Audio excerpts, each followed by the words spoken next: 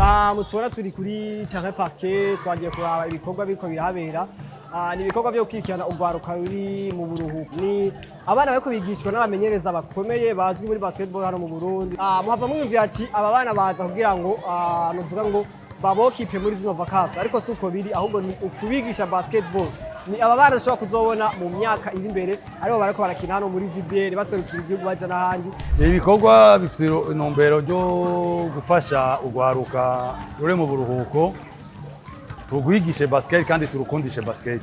Ko tubona abana ari benshi turashaka kwizera ko mu myaka iza tuzobona abakinyi bava hano muri bano muri kumakwikira. Ibyo tumaze kubigira kubera academy yacu imaze imyaka myinshi ikora, tumaze kuramura abana benshi, abamwe baragiye hanze, abandi baronse ama bourse d'études gratuites kubera basket, n'abandi bari ubageze mu division ma Ligue B y'abana. Kuri twebwe tubona yuko igikorwa tuko turakora tucishimira gose. Iyo ibi vacances ziheze mu Rwanda bakwikira gute?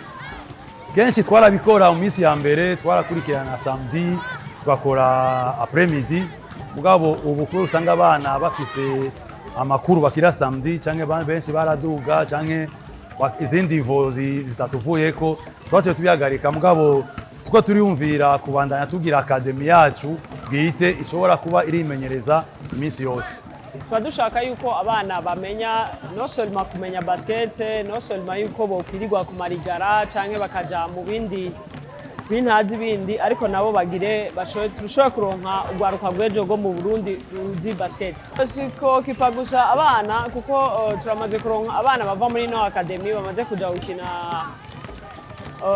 muri equipe nationale ya U16. Turamaze kuronka abari mu ma equipe akina hano muri no higanwa ry'Ibujumbura risanzwe. Turamaze kuronka n'abaja hanze.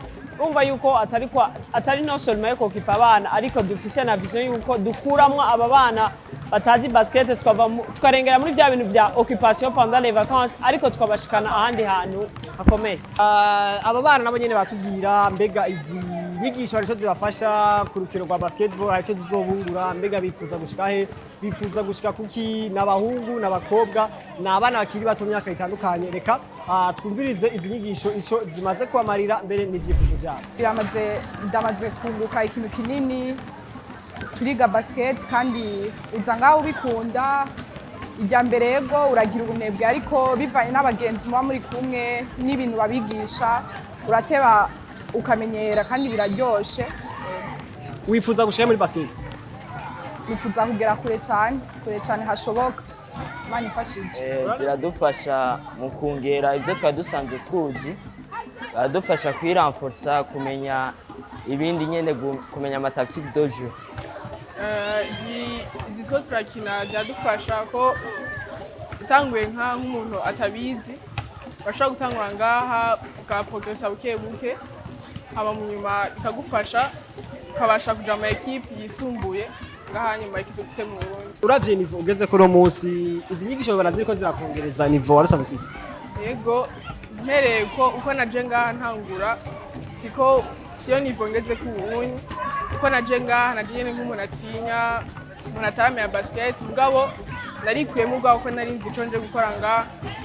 Hama je muri je ndi kwa mubwo nyene ndashobora guprogressa buke buke. Ubu aho nshitse novuga ko nishimiye cyane aho nageze. Izi nyigisho rero nako zifise novuga ngo umumaro w'iki ukwigisha abana muri basketball, kushobora kubashikana kure muri basketball, ariko kandi nukurinda abo bana muri ibihe by'uburuhuko kuja mu zindi ngeso mbi bashobora kujamwo muri kino gihe cy'uburuhuko, bakamara akanya ko barinonora imitsi. Ona ko ni ngira kamaro kugwaruka ku bavyeyi ndetse no ku gihugu.